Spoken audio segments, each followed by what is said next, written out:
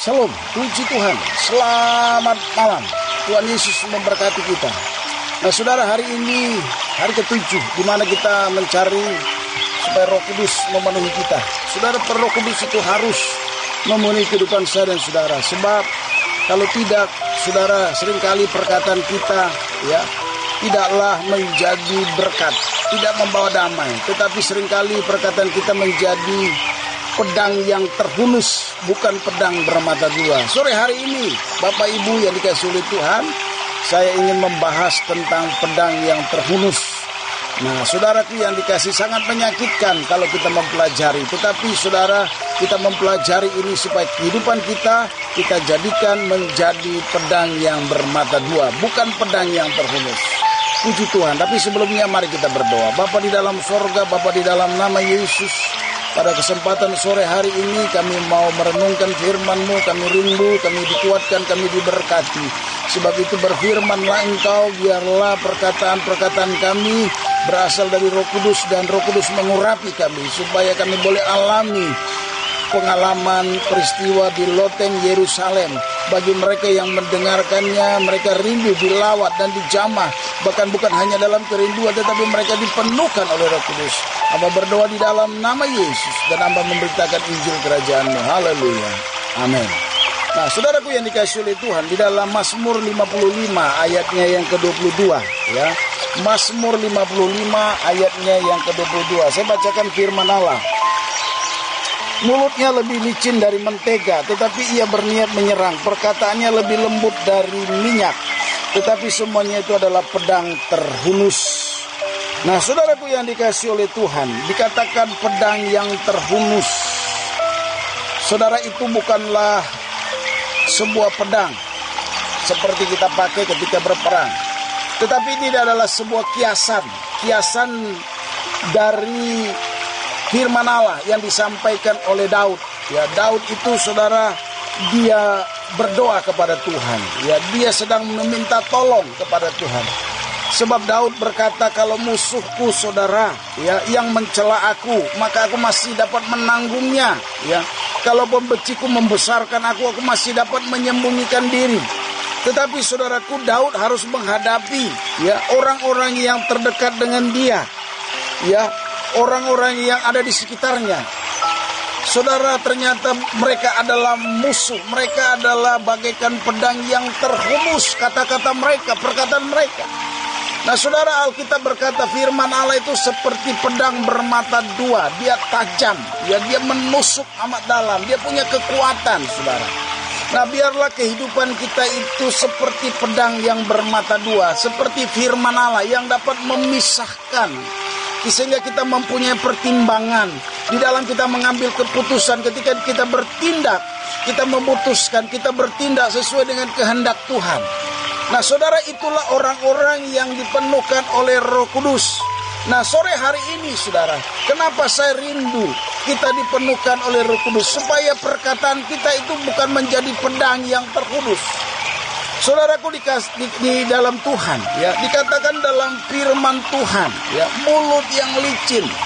Hal ini, saudara, menggambarkan apa yang dikatakan oleh kitab Amsal. Di dalam kitab Amsal dikatakan ada mulut yang licin, seperti minyak, dia licin sekali. Nah, saudara, peristiwa hal yang begini pernah terjadi, dialami oleh Simson. Kalau kita membaca di dalam kitab Hakim-Hakim, kalau kita membaca di dalam kitab Hakim-Hakim, kita temukan bagaimana Delila yang selalu ingin mencari tahu. Saudara, dia mencari tahu, dia merengek-rengek, dia cari tahu tentang bagaimana kekuatan daripada Simson. Simson yang hebat itu, Simson yang luar biasa itu, saudara.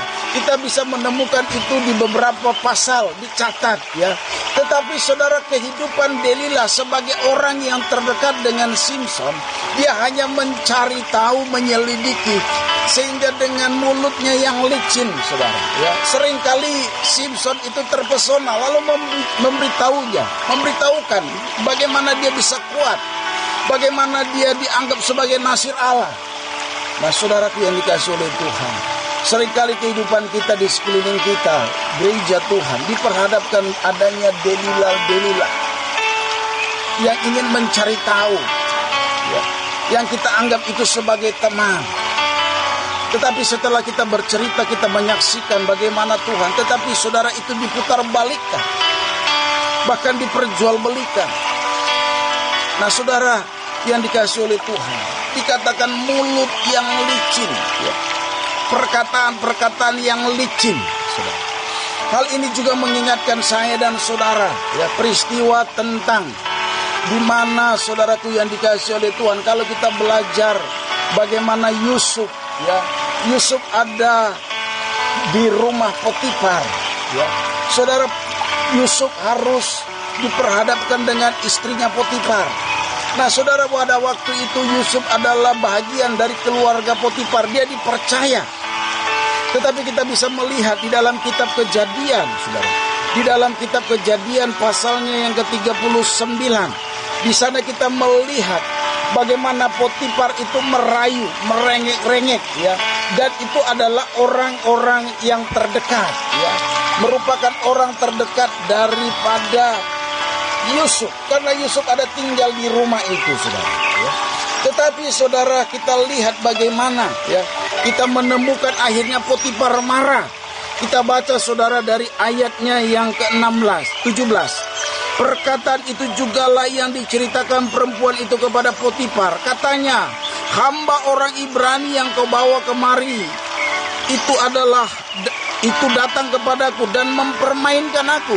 Tetapi ketika aku berteriak sekeras-kerasnya, ditinggalkannya bajunya padaku. Lalu ia lari keluar. Baru saja didengar oleh tuannya perkataan yang diceritakan istrinya kepadanya. Begitulah aku diperlakukan hambamu itu, maka bangkitlah amarahnya. Kita melihat saudara, bagaimana Yusuf berhadapan, ya, dengan Potifar, orang yang terdekat, ya, bahkan orang yang begitu ingin mendekati, ya, kehidupan Yusuf, ya, karena dia tahu Yusuf itu manis sikapnya, elok parasnya, ya. Sebab itu saudara, dia mengajak, ya, untuk lebih dekat, ya, dengan kata-kata manis, ya. Dia berkata, marilah tidur dengan aku. Tetapi Yusuf menolak, sebab Yusuf adalah orang yang takut akan Tuhan. Sebab Yusuf adalah orang yang diurapi oleh Allah. Bahkan di rumah itu dikatakan, saudara, Yusuf berkata bahwa rumah itu diberikan kuasa, ya. Bahkan di rumah ini tidak lebih besar kuasanya daripada aku, dan tiada yang tidak diserahkan kepadaku selain daripada engkau. Nah, Yusuf menyadari, tidak, saudara.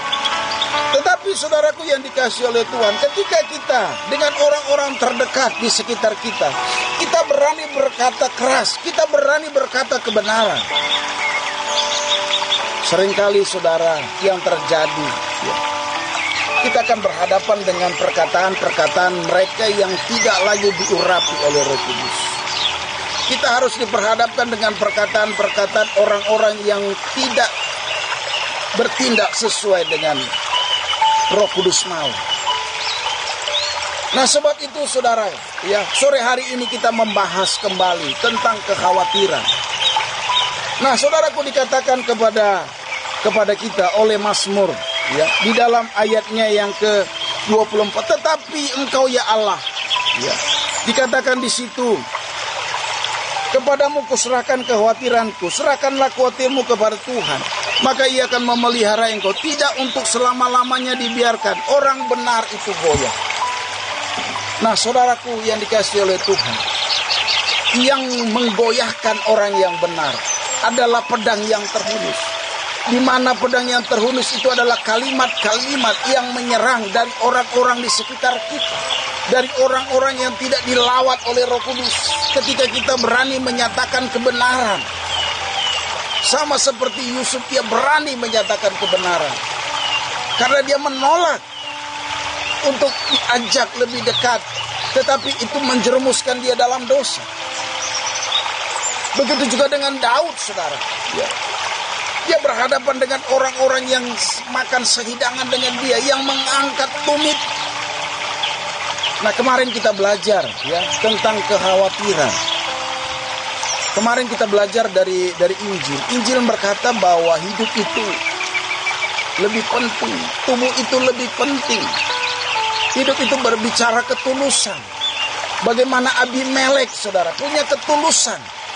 Sekalipun dia didustai oleh Sarah, oleh Abraham. Tetapi ketika Tuhan datang menghampiri dia, mengingatkan dia bahwa dia akan mati. Tetapi Abimelek berkata, bagaimana Tuhan akan membunuh dia? Karena dia tidak berbuat salah. Tetapi Tuhan berkata, karena engkau tulus, maka aku dengan tulus juga mengingatkan. Nah, saudaraku yang dikasih oleh Tuhan, kita tidak perlu khawatir. Mari kita jadikan hidup kita menjadi perisai bagi orang-orang terdekat. Kita menjadi orang-orang yang tulus, orang-orang yang dipenuhkan dengan Roh Kudus. Bukan orang-orang yang licik, orang-orang yang mulutnya licin, yang tidak dikuasai dan dikendalikan oleh Roh Kudus. Saudaraku yang dikasih oleh Tuhan, perlu kita mempelajari bagaimana hidup kita dipenuhkan oleh Roh Kudus. Ya, kita tahu Daud, dia penuh diurapi oleh Tuhan. Sebab itu dia berkata, aku tidak khawatir kepada Tuhan. Sebab ia yang memelihara. Nah, saudaraku yang dikasih oleh Tuhan, kalau kita tulus dan kalau kita tidak khawatir tentang apa, ya, seperti Yusuf tidak khawatir, ya, berbicara tubuh, kita tidak khawatir tentang apa yang harus kita makan. Ketika dia berkata benar, Potifar marah, lalu Potifar mengusir dia, dimasukkan ke dalam penjara, dia tidak khawatir. Karena kebenaran, mungkin kita saudara harus mengalami penderitaan. Ya, karena pedang yang terhunus dari orang-orang di sekitar kita, seringkali kita menghadapi masuk di dalam penderitaan. Tetapi kalau Roh Kudus ada, kita tidak perlu khawatir. Roh Kudus bisa mengangkat kita, bisa memakai kehidupan kita kapan saja dan di mana saja, saudara. Sebab itu, saudaraku yang dikasih oleh Tuhan, ya, jangan khawatir. Kalau Daud tidak khawatir karena dia diurapi Tuhan, saya juga, saudara, tidak khawatir karena ada Roh Kudus yang mengurapi saya dan saudara. Ya. Sebab itu, saudara, kalau kita baca di Kisah Rasul, ya, bagaimana, ya, ketika Petrus, ya, rasul-rasul berkata-kata tentang Injil, ada orang yang berniat membunuh para rasul. Mungkin hal itu juga, saudara, mungkin akan terjadi dalam kehidupan kita. Ketika kita menyatakan kebenaran, ada orang-orang yang tidak senang, ada orang-orang yang mengguncang, bukan hanya sebagai pedang yang terhunus, tetapi mereka mungkin berniat mencelakakan kita. Mari, saudaraku, kita tidak perlu takut. Sebagaimana Daud, dia tidak takut. Ya, sebab kita percaya, kita berkata bahwa ia yang memelihara. Saudara, mari, ya, kalau Roh Kudus memenuhkan kita, maka Roh Kudus yang akan memelihara kehidupan saya dan saudara. Berbicara pemeliharaan, itu adalah berbicara jaminan. Sama seperti Petrus dan kawan-kawan, mereka ketika meninggalkan Yesus, mereka kembali menjala ikan. Sebab itu Yesus tidak terangkat ke sorga, saudara. Karena dengan matinya Yesus di atas kayu salib, saudara, mereka merasa kehilangan pemeliharaan, kehilangan jaminan. Sebab itu Yesus kembali meyakinkan mereka selama 40 hari. Yesus bercerita tentang kerajaan Allah. Yesus berkata tentang kerajaan Allah. Sampai dia berkata kepada Petrus, hai Simon Petrus, apakah engkau mengasihi aku? Nah, saudara, Yesus menyuruh mereka untuk tinggal di loteng Yerusalem. Mari, saudara, tinggallah, ya, di dalam hadirat Tuhan. Berbicara loteng Yerusalem, berbicara tentang bagaimana kita mengambil keputusan untuk tinggal di dalam hadirat Allah, untuk tinggal di dalam mengucap syukur, untuk tinggal di dalam menyembah Dia, di dalam roh, di dalam kebenaran. Nah, saudara, ketika tiupan angin yang keras itu, ya, ada bertebaran lidah-lidah api. Saudara, saat itu kehidupan gereja berubah, di mana semua orang, saudara, saling menjual apa yang mereka miliki, apa yang mereka punyai, dan tidak ada satupun yang kekurangan. Setiap hari mereka membuka firman Allah. Itulah berbicara pemelihara, berbicara jaminan. Kalau Roh Kudus ada, saudara, maka kita diberikan otoritas, diberikan kuasa. Kita tidak perlu khawatir. Sama seperti Daud, dia tidak khawatir. sekalipun dia harus mengalami pedang yang terhunus, bukan dari pihak lawan, ya, bukan mereka yang membenci, tetapi orang yang merangkul, yang makan sehidangnya. Nah, saudaraku, saya mau mengajak kita supaya kalau kita ada, ya, kita, saudara, bukan menjadi pedang yang terhunus, tetapi mari kita jadikan hidup kita menjadi perisai bagi orang-orang yang dekat dengan kita. Kita menjadi pelindung bagi mereka. Tetapi apakah itu bisa? Tentu sangat tidak mungkin kalau Roh Kudus tidak memenuhi. Tetapi kalau Roh Kudus memenuhi, tidak ada yang mustahil, saudara. Tidak ada yang mustahil. Kita melihat bagaimana Ananias, dia mati, putus nyawanya ketika dia berlaku tidak benar. Saudara, mari serahkan hidupmu dalam tangan Tuhan. Serahkan lidahmu, serahkan mulutmu. Katakan, Roh Kudus, biarlah api Roh Kudus menyala. Api Roh Kudus itu lidahnya bertebaran di dalam mulut lidah kita. Puji Tuhan. Itulah renungan yang singkat yang saya bisa bagikan sore hari ini. Kita naikkan pujian. Allah Roh Kudus, penuhi aku, ku rindu Kau selalu dalam hidupku. Allah Roh Kudus, ubah hatiku, jadikanku jamalah, ku rindu hadiratmu, ku sembah kudus, kudus, kuduslah Tuhan, dan ku sanjung Kau mulia, mulia bagimu Tuhan. Allah Roh Kudus, penuhi kami, ku rindu Kau selalu dalam hidupku. Allah Roh Kudus, ubah hatiku,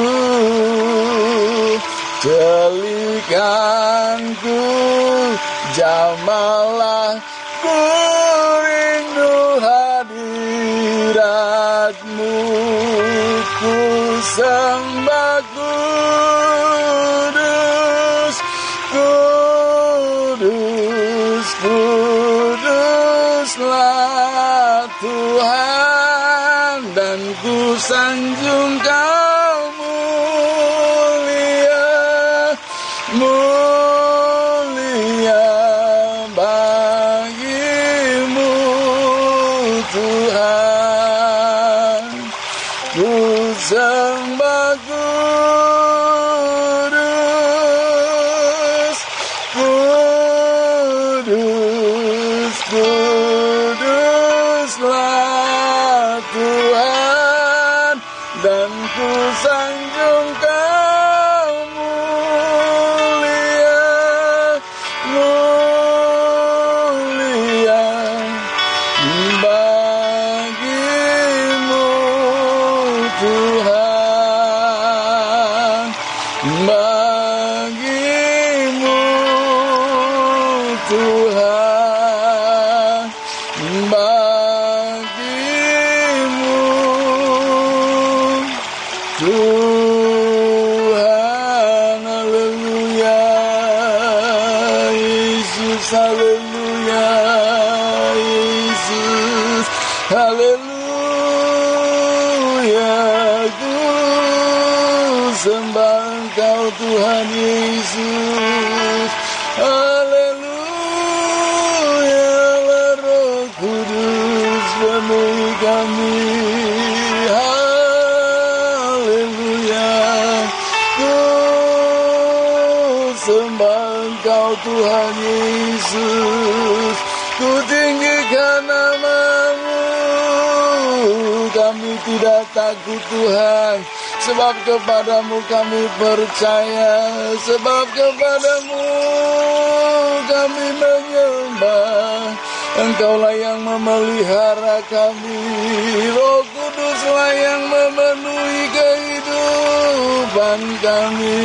Uralah namanya, kasihkanlah nama-Mu Yesus, haleluya.